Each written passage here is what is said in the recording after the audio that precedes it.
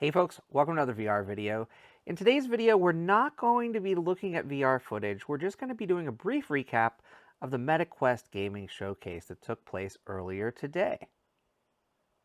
First game that was announced was No More Rainbows, graduated from a demo on App Lab to the main Quest store, and this one's out today. It's kind of like Gorilla Tag platforming style, using your hands for movement, either like this or one at a time, and trying to destroy happiness by killing these little egg-like children in the world.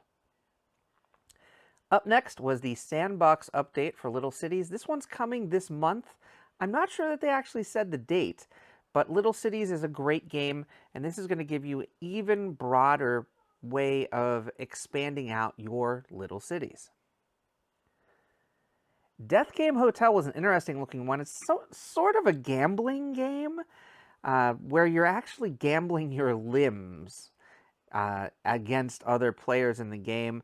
From what I understand, there is going to be a multiplayer component and a single-player campaign. This one's out later this year. Ghost Signal, which is a fantastic game, kind of a strategy game, kind of a roguelike, is adding an expansion. This one's coming out also, I believe, later this month or in July. Walkabout Mini Golf announced a laser lair coming in July. This is actually going to have a Exploding Kittens component to it. Exploding Kittens was a card game that came out a few years back. So interesting that a card game is getting a tie-in with a kind of supervillain lair expansion course for Walkabout Mini Golf. And also coming this month is their second Jules Verne course, which is Journey to the Center of the Earth for Walkabout Mini Golf. Onward announced this summer they're going to have a expansion to the game. It was not Onward 2, which is kind of something that I was expecting, but just an update to the current Onward game.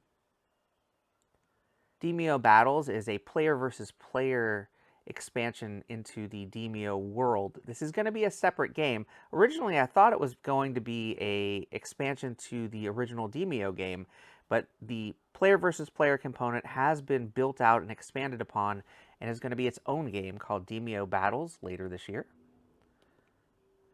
We Are One is another one that has graduated from its demo form on App Lab to the main Quest store, and it is also out today. And the big one for me in the pre-showcase, Power Wash Simulator VR. Now, way back when this game first came out in early access on Steam, I hooked up Vorpex and I tried to clean this very van, actually, that's in this key art. And I had a ball with it, and I was like, I really hope this game comes to VR someday. And based on the showcase today, actually, even before the showcase, this was the last game in a 15-minute pre-showcase where they announced Power Wash Simulator is indeed coming to VR on MetaQuest platforms. On to the main showcase, Sega announced Samba de Amigo Party Central. I love the Sega ports that have come out in VR.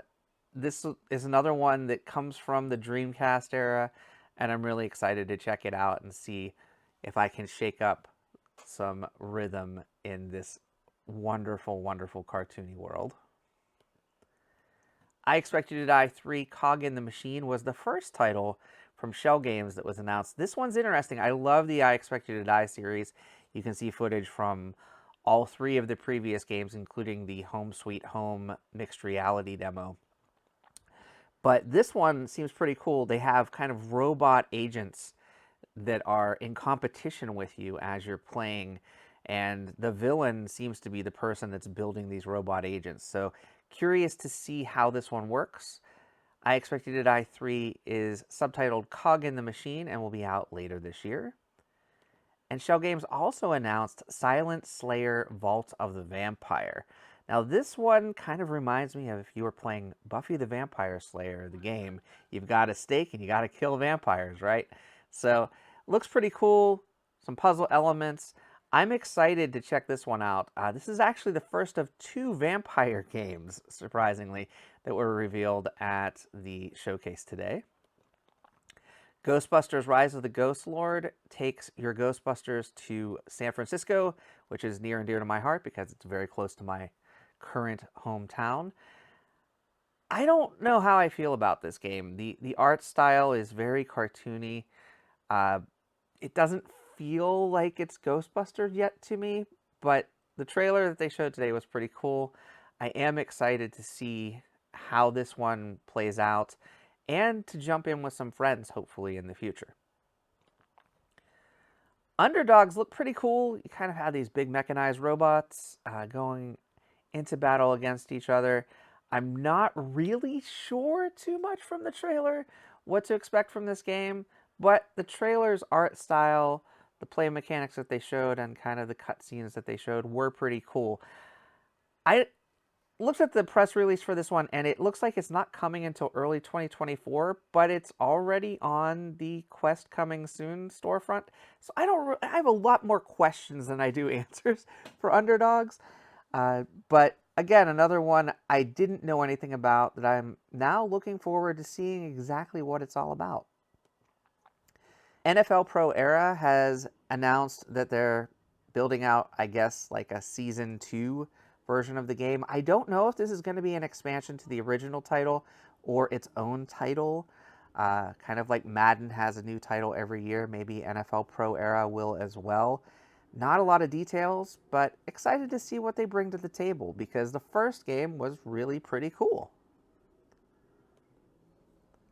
Resolution Games showed off a little bit more of Racket Club with the advent of games like playing pickleball on the App Lab storefront. Racket titles are probably going to have a bit of a renaissance, and Racket Club definitely looks like one that may get people hitting balls back and forth to each other pretty well. Resolution Games has been solid for all of their titles this far in VR, and I am looking forward to hands-on with this in the future. The second vampire title is Vampire the Masquerade Justice. This is actually coming from the same folks that made Wraith the Afterlife. So I am actually, honestly, probably more excited for the Shell Games vampire title between the two. But this one kind of has some almost Assassin's Creed style movement mechanics. Like the trailer was pretty cool. So I am looking forward to diving into Vampire the Masquerade Justice. It'll probably be the darker of the two vampire titles, but it was interesting to see two vampire titles in a showcase this quickly. Dungeons of Eternity reminded me a lot of an early PlayStation Portable title, but now in VR.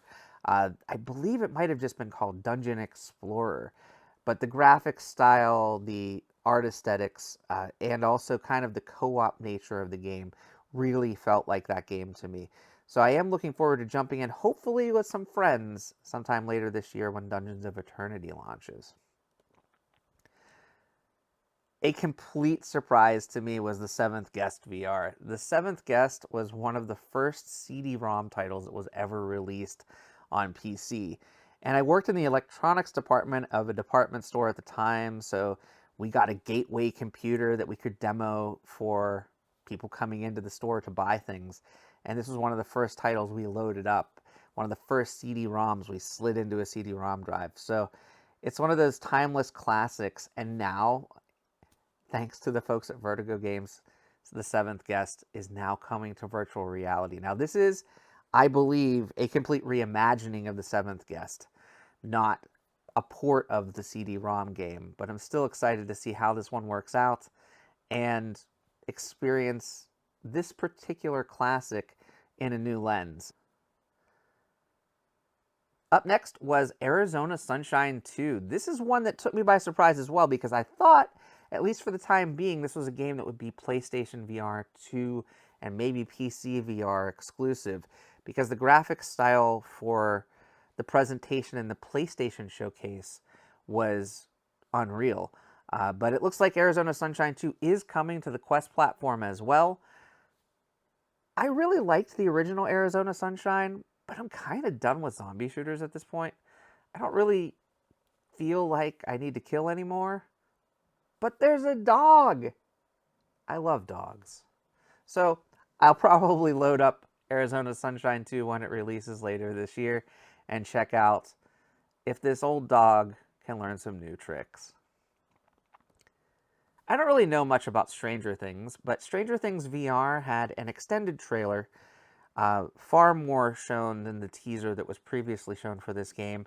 And I'm hoping for fans that it brings something to them in virtual reality that they couldn't experience through the series or through other games and media.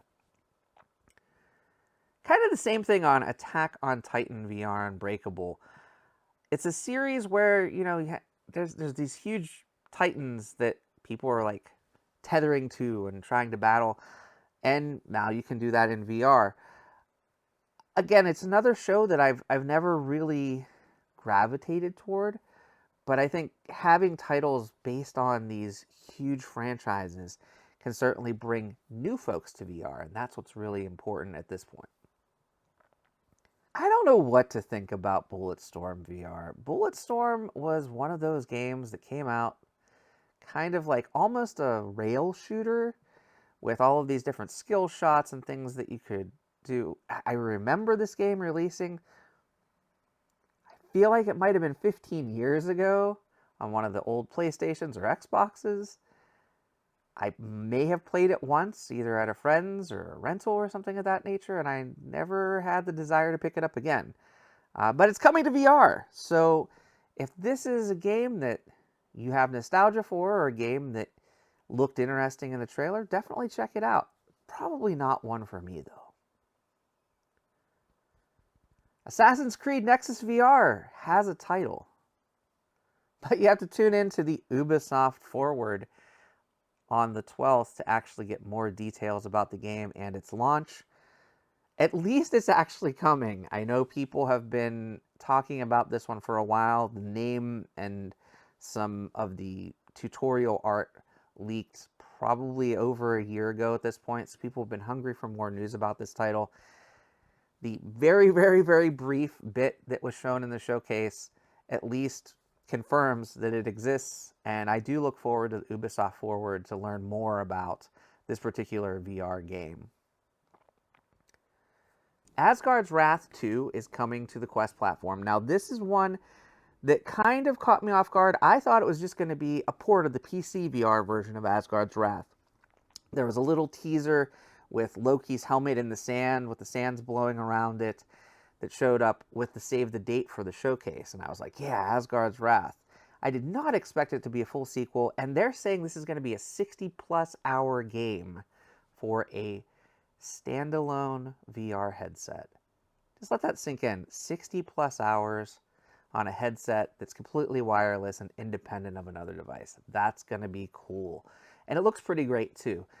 I like the fact that they did kind of an extended developer sequence as part of the showcase. And I do recommend checking out the showcase. I didn't show any footage of these games. There were trailers for all of them, except for Assassin's Creed, where it was just like a little go watch Ubisoft Forward. But some of these games look really awesome, and I really look forward to what the future holds with these titles as well as other future titles. I hope you enjoyed this kind of brief recap. That was my thoughts on the MetaQuest Gaming Showcase from earlier today.